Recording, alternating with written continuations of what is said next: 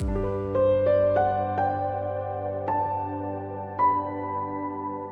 to the show where we talk service, sacrifice, and stories, connecting you with the past and the most interesting people in the field of veteran causes and commemoration. My name is Ryan Mullens. I'm with Memory Anchor, a company committed to using technology for good as we change the way the world remembers. Today, I'm really excited to have Amy Meunier, the Assistant Deputy Minister of Commemoration and Public Affairs with Veterans Affairs. Amy, thank you so much for being here. I'm really excited to have you.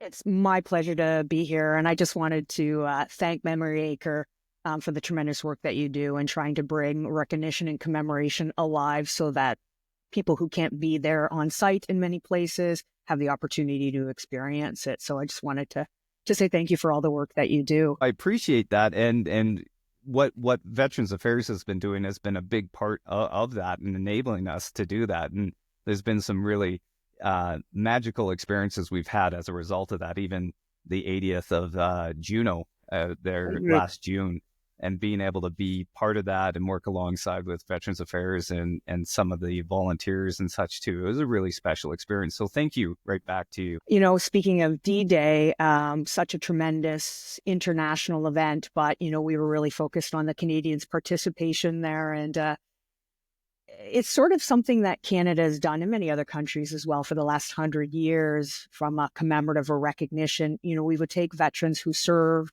in that theater or that area, and we'd bring them back to be together again, to try to heal a bit or to exchange. And so that's been wonderful. We at Veterans Affairs Canada have been reflecting on what does that look like in the future for those who have served in more recent conflicts or operations where we probably are not capable of going back at this time to revisit or to.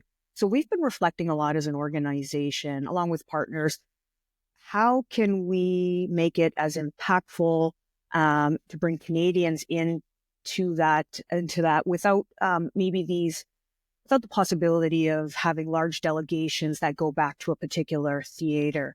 D-Day would be a great example of when that really works well. And as we were talking about earlier, I think we're deep into working on the end of the Second World War and the liberation of the Netherlands coming this May. It'll be the 80th anniversary of that, and so a lot of effort goes into planning those major activities. You may have seen, Ryan, we've been doing a bit of a call out to try and find as many World War II veterans who can make that journey with us overseas to retell those stories so people such as yourselves and others can capture it and bring it to life. What we've done over the last number of major delegations, however, that's new over the last 10 years, is that we've created a companion type activities here in Canada, more of the domestic elements. And the goal of that is veterans are also getting older, World War II ranging between 98 and 105. Not all of them are able to travel overseas. In fact, most can't. But to create that in-Canada presence and allow Canadians who can't necessarily travel overseas to participate. So we're bringing more people in when we're doing more in Canada to recognize these major milestones. It's a little easier to engage youth, local schools or schools across Canada. You know, ultimately the mission is to allow veterans who served an opportunity to be recognized, to heal. Many are still, have the battle scars that took place 80 years ago, 60 years ago, 40 years ago, or in Afghanistan. But to bring Canadians into the mix. And I guess I'm probably going on about this, but I've always been a big believer that government has a role to play in recognition. Absolutely.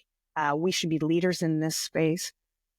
But in my 20 years working with veterans directly, what I have seen have the greatest impacts is when communities come together to recognize veterans, that communities know their members who are in service, that they know where they've been, that they know the sacrifices that they've made. And so I think government has a leadership role to sort of recognize and commemorate and tell the stories.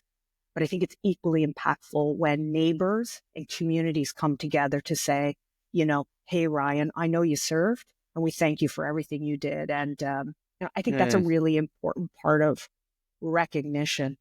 Sorry, I really went on and on about my passions there, but I get pretty excited. I love what you're saying around the almost that grassroots commemoration is really important.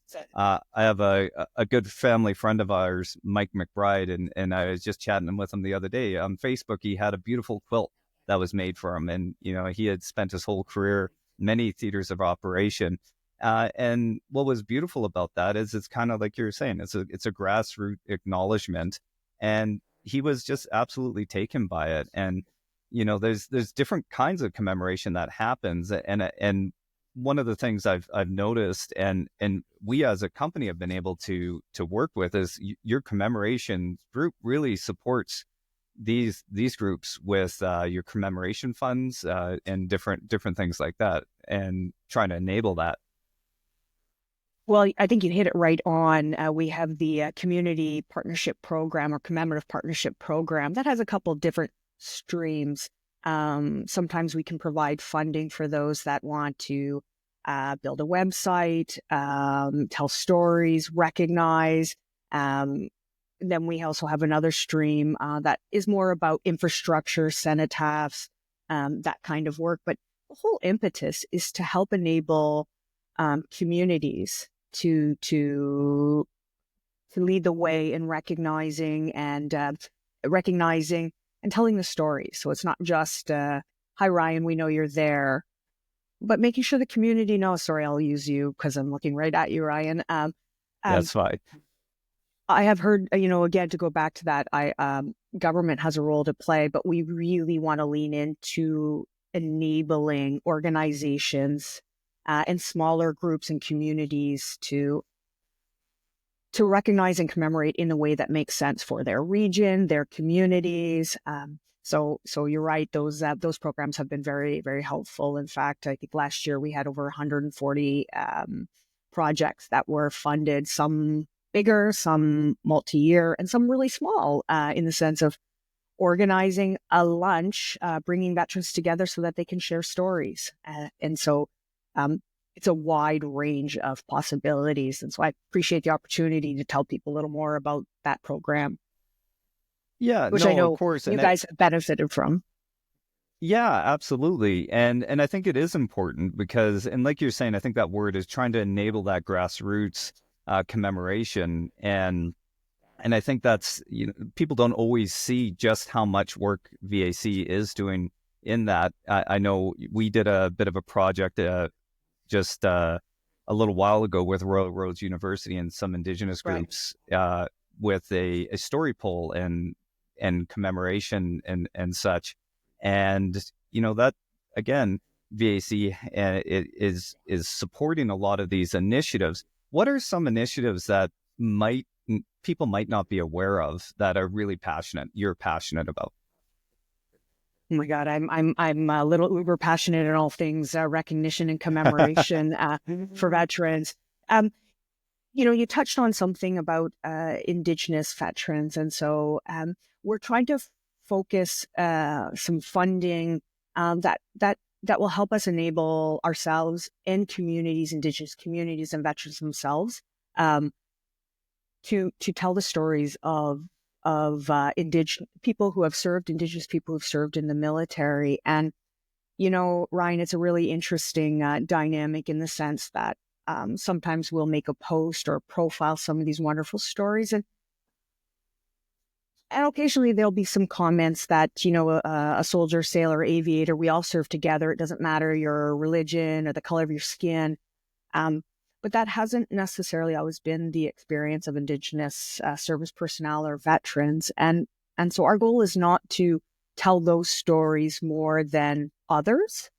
We just realize that there's a big deficit in those stories, and Canadians and others around the world need to know, well, it was very diverse. The Canadian Armed Forces was very diverse. But those stories kind of got buried a bit or not told, given the contextual social environment at times when they may have come home from service. And so I feel very passionate, and we're trying to put in place supports to capture that information for a couple of reasons, Ryan. We know research tells us that veterans who feel recognized or connected to their community, it's a social determinant of health. It is equally important as having enough finances or a roof over your head. Maslow's hierarchy of needs probably, ultimately that's probably more important to have a roof over your head or food to eat. But for optimal well-being, veterans have sacrificed. They've left their families. They've said yes. They've gone to places maybe they didn't want to go, and they've done the things that, I certainly didn't sign up, so I didn't do it. They're very deserving of our recognition because it means they're more likely to have positive health outcomes.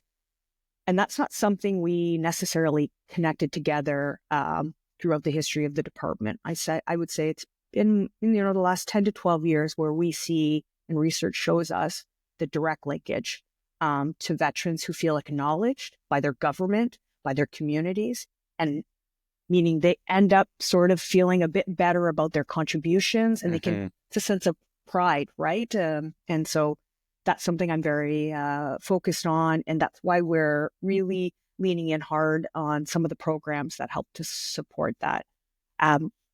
Women veterans would be another example of that. Mm-hmm. They represent 12 to 13% of our veteran population that we serve.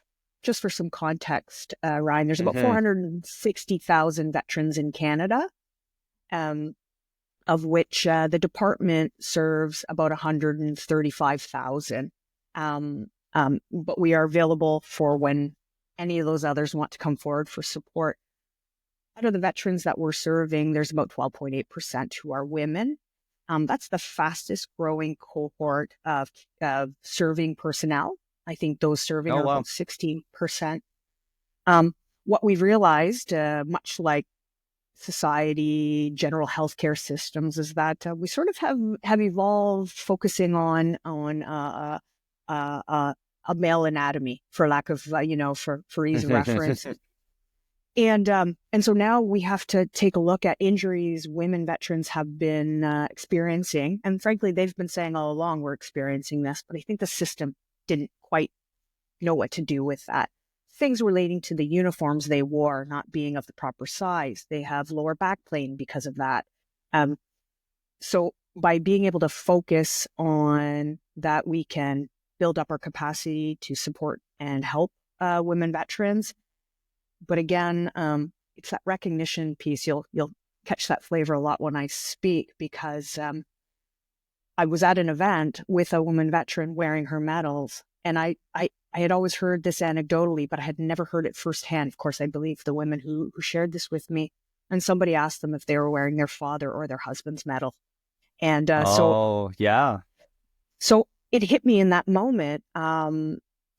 It's true. Can you imagine that you go through the motions, you've earned your medals, and someone just makes an assumption because you're a woman that you must be borrowing that from someone else or taking it. So we've really worked hard to tell the story of women veterans and their contributions that might not have been as well known, again, leading to more positive health outcomes, that they're not cast aside or considered secondary. So I've taken a long time to say, a lot of our programs in my space are really trying to focus on how to lift up sort of marginalized or underrepresented groups, not to the expense of all other veterans who have served. We're just trying to create some equity in terms of the stories we tell, and making sure Canadians understand it's a very diverse Canadian Armed Forces members and veterans.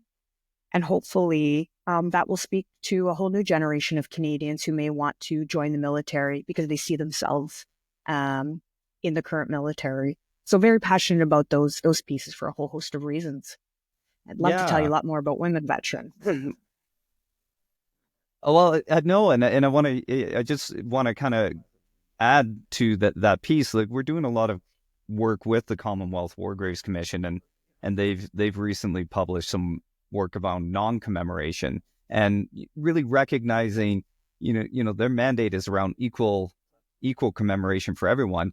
And it goes to that point you were making earlier. It's it's almost about balancing it a little bit, is because there's That's it. been an absence of that commemoration. So it's not that we're necessarily looking specifically at this group at the denial of the others. It's actually about Right. balancing that out, bringing that to light. Like, I mean, how many people know about the woman ferry pilots, like flying these bombers overseas by themselves? Yeah. Like, and that, because at the time there was so much focus on the man on the front line fighting, but this huge effort that took phenomenal courage and all of these actions. So it's about bringing light to the stories of the Indigenous populations and the served, because it's about balancing out that commemoration. And that's kind of what I'm hearing. Yeah, absolutely. And I'm inspired and intrigued to understand the kind of courage someone must have.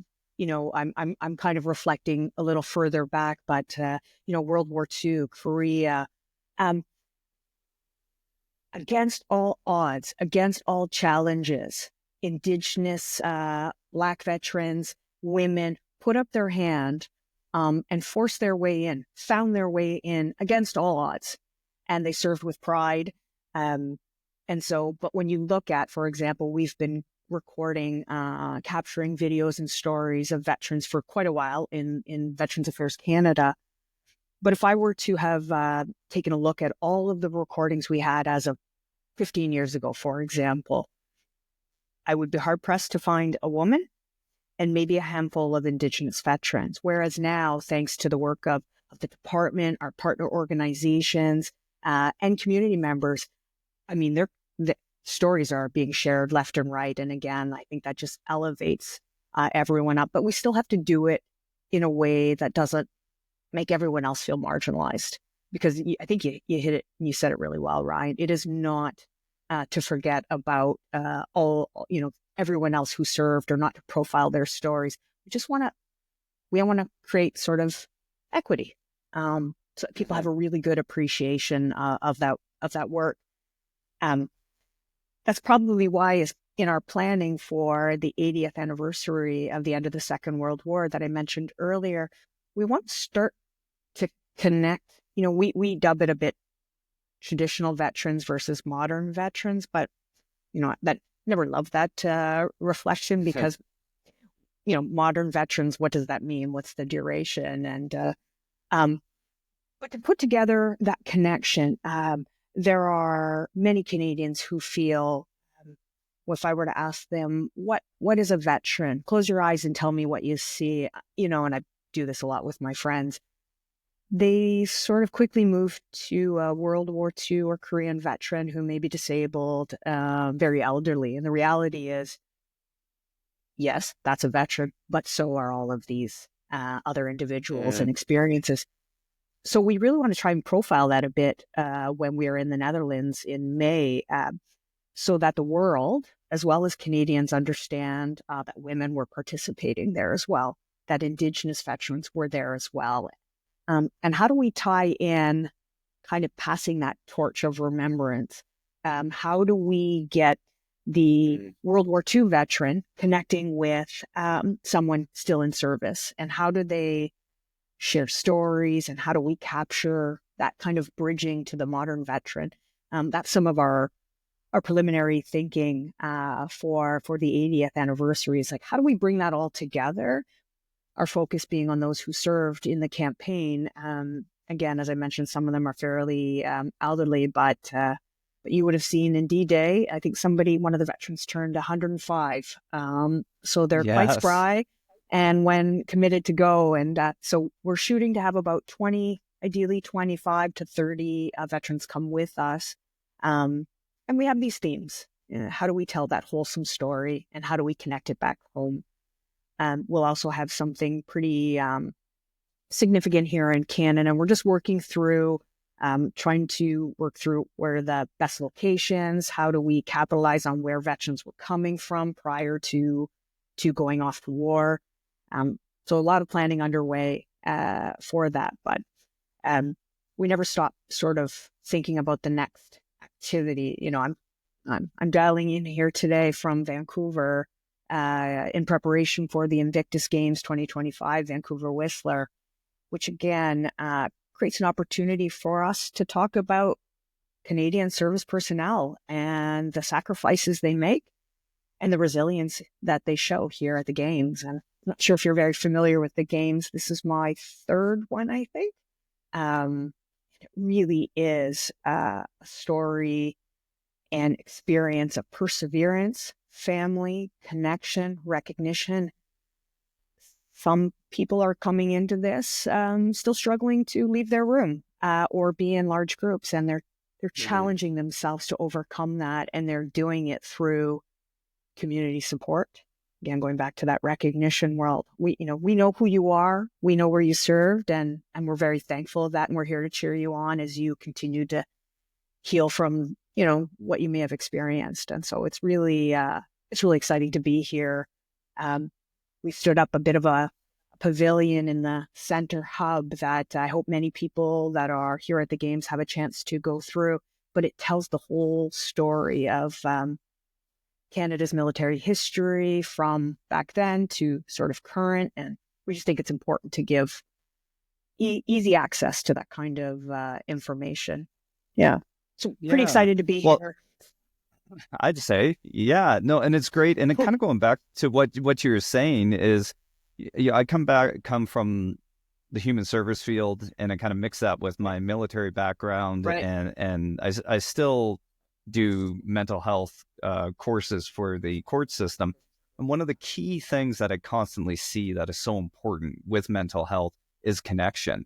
And when I think of some of my friends who have come back from operations and dealing with some of the different battlefield injuries, psychological or otherwise, that connection is fundamentally important. And when I hear you saying some people that are still difficult, coming out into crowds, but the Invictus game is giving them the opportunity to come out and even perform for some of them. What a gift that is. And I imagine it has a whole range of emotions. I'm really excited. This is going to be my first one. We'll be down there Saturday to see the opening ceremonies. Is there anything in particular that really sticks out for you about the Invictus Games that you love? You've done 3 of them now. Yeah. Well, I went to 3, but unfortunately I caught COVID and sat in my hotel room for 5 days at one of them, but I watched from the TV. I think what strikes me the most is that each country, so there was 23 participating nations, and each one of us have unique experiences, where our people have served, the size of our military, the healthcare system that supports it. But there's commonality, no matter which region of the world the country is in. All of those athletes are grappling with the same experience.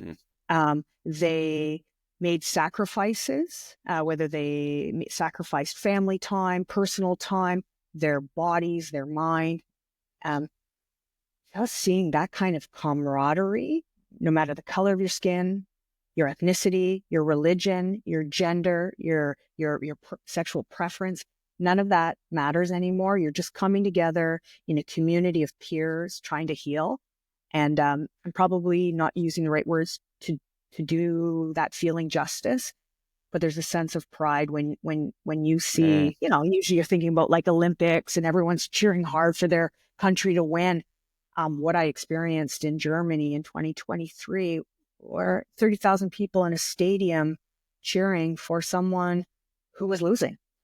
But the goal was everybody wanted them to cross the line because it was a personal pursuit to get there. It wasn't about winning. It was about doing, surviving, and coming out the other end.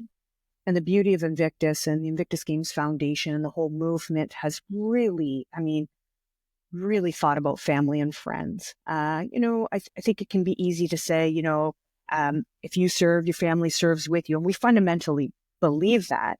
But what are we doing to actually support the family in that mix? And I think the Invictus Games Foundation has found the right formula. They come and they themselves are integrated into the whole approach. And there were many, I don't know, I guess I would call them reunions that I saw from Canadian athletes in 2023 where, a child didn't understand what happened to their parent and sort of lost that pre-military operational relationship they had. And I saw firsthand several instances where you saw kind of a reunification. And for whatever reason, the power of sport brought them back together. And I was talking to one athlete's daughter, and she just said, I was so happy to see my dad smiling again. It's the first time I've been able to talk to my dad in so long. Try not to get choked up about it. But when you ask me what you're choking me up. It's, yeah, sorry. That's the beauty of the Invictus movement is, be hard pressed to find 23 countries right now to come together and agree on lots of things. But in those moments, at those games, 23 countries, 23 countries, athletes are all going through the same motions. And it's very, very powerful. In fact, when you get home, you start to feel terrible when you want to take a nap midday. You're like, no, I can keep going. Or it's too cold to walk outside. It's a reminder to wake up and challenge yourself every day. No, that's Amy. I love you sharing that. And that it's actually just in that short conversation, you've already kind of changed my perspective on that, because I'm newer to the Invictus Games, and I'm excited to go. People ask me in the time that I served, what did I love most about it? One of the things I loved most about serving was when you put the uniform on, you're committed to a common cause. It doesn't matter anybody's background, race, gender, any of that. It's you're wearing the same uniform. And I hear that spirit coming through the Invictus Games. And even more so, it's not about winning.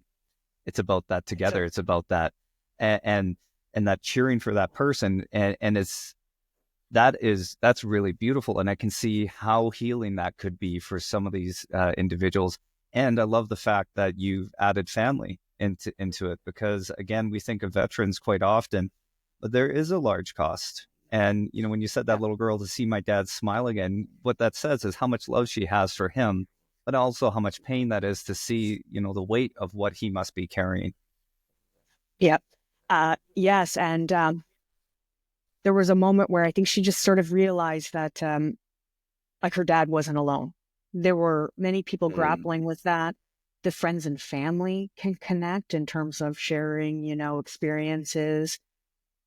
Tools is a bad term to use, but methods, ways to connect and help support each other. So, I just think the whole Invictus movement, where it started and where it's come to, is really, to me, that's the future of veteran support.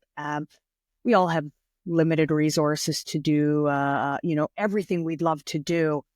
Just given the current fiscal situation around the world, and there are a lot of competing priorities. That's not to say veterans aren't up there, but of course, there's lots to grapple with. Now more than ever, we should be leveraging the capacity of different countries, right? We often reflect and connect with the Five Eyes. We're similar in a lot of ways. There are a lot of touch points. But frankly, in 2023, I was talking with a number of Colombian athletes, and they were talking about their type of rehabilitation programs. The Ukraine, having opportunities to connect with them in terms of how do we work with veterans on rehabilitation, and what do your rehabilitation centers look like? So there's things for Canada to learn from other organizations or countries we're not talking to on a regular basis necessarily. There's also an opportunity for Canada to be a leader and share what we've learned. We're not nearly the size of the US VA, but we are very impactful, and we've been very smart about what we do. And we've been paying attention to what's happening around the world and kind of not cherry picking, but pulling out the things that are working best in other countries and looking how do we adapt that in the Canadian context. Things like employment, job placement, peer support, getting back to that whole notion of connectivity. So all of that, again, under the umbrella of the Invictus movement, it's a ready-made collaboration space in so many ways. And so I feel very fortunate, not as a champion of Canadian veterans, but as a practitioner who needs to have connections around the world. We're only going to get smarter by leveraging the capacity that each other has. So again, the Invictus offers us a lot of those opportunities we wouldn't otherwise have. Yeah.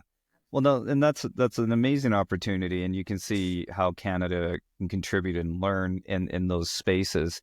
I want to kind of circle to you for a second here, because as I'm listening to you talk, it is clear that you have a ton of passion and energy for the work you do.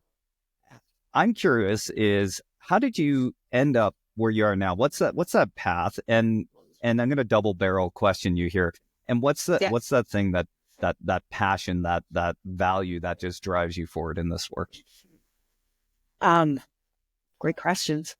I started out actually working for a couple ministers 10, 15 lifetimes ago. And I happened to be working for the Minister of Veterans Affairs at the time. And we were working on legislation, and I became much more interested in the work and much more interested than I was in partisan activity. So it was a quick realization that I would love to keep working on the veteran work and less on the political side. My father's a veteran. I don't know much about that. He doesn't talk about it. So I have a lot of curiosity about my own experience growing up and my dad. But the more I worked within the department and had the opportunity to learn so much more, whether that's through all of our learning material and education, you just start to see the miraculous feats and where Canada has been and the kind of people we are and the things that we have done around the world. It's quite humbling. And I think all it takes is, I think there's one catalyst, one particular point where it was a game changer for me. And it was actually still working for the minister at the time. And I had the fortunate opportunity to attend the 60th anniversary of the end of the Second World War in the Netherlands. And it was late at night. And what tends to happen is the veterans tend to congregate around the hotel lounge and they share stories while having, a beer and whatnot. And you might be familiar with Smokey Smith. He was the last living Victoria Cross winner. And he happened to be at the head of the table. It was getting late and most of the officials had gone to bed. And it sort of hit me that I was the only non-veteran still sitting at that table, just minding my business, trying not to move quickly. And they started to open up and they were sharing. Some of them hadn't seen each other in 60 years. And they were getting very choked up. There were really terrible scenarios that they were describing. And I just sat there and watched that kind of camaraderie. But the stories they told about the things they did when they got to certain places, really proud to be a Canadian, right? Just how they supported the Dutch when they were liberating the Netherlands, and there's just such a sense of pride. And that evening, like, everything changed for me, and all I wanted to do was better understand how I could, two things: how I could be more helpful in making sure they had what they needed. Two, I wanted everybody to know the stories I had just heard. Because, I lived on a border town growing up, very close proximity to the U.S. I sort of grew up on Hollywood movies.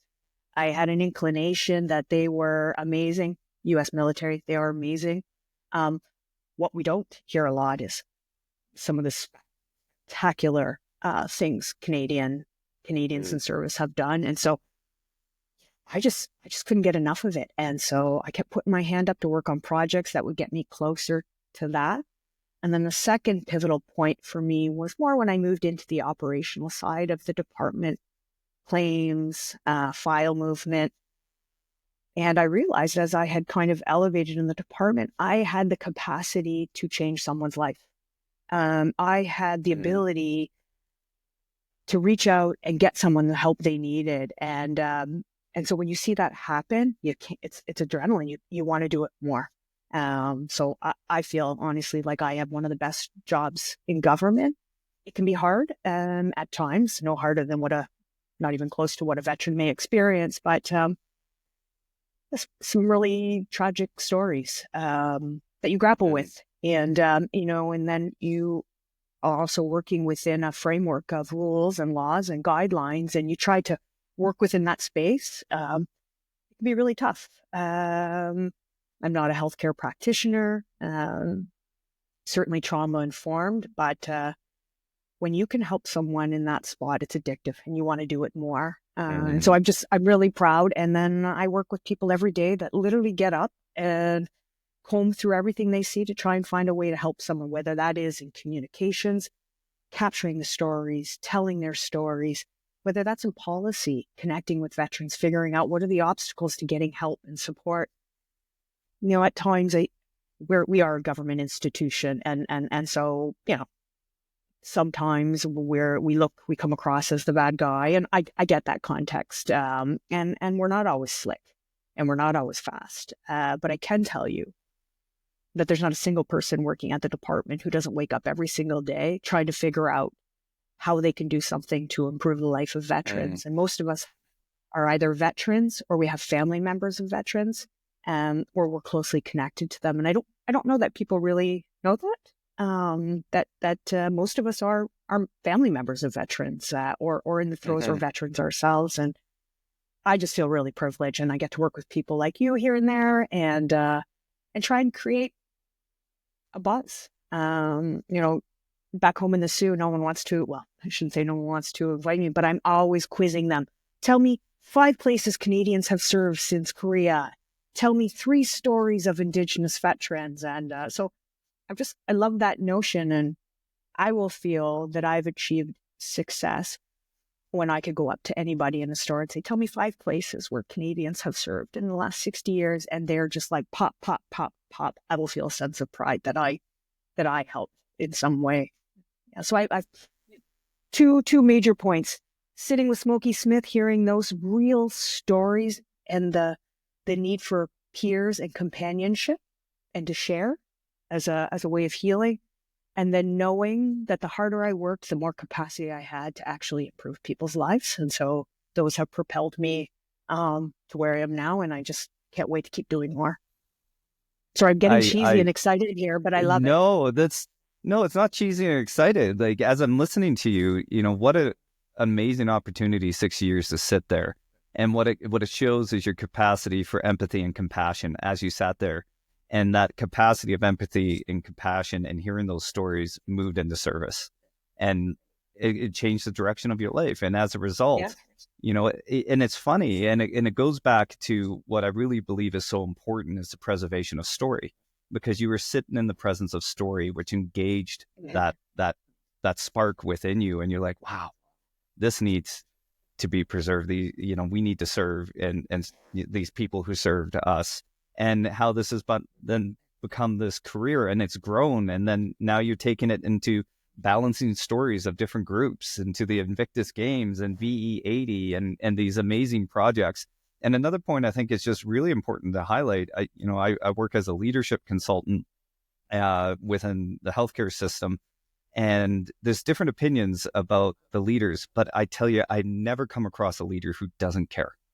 Right, who doesn't at the fundamental level go, and I think like you said, is, you know, it's really, when you get to know the people who are doing the work, you can see that there's this spark and this drive for service, and it's very humbling. And, you know, to add to that, I wouldn't change anything about my service. It's given me a set of skills and experiences that's made me into who I am today, and I bring it throughout everything I do.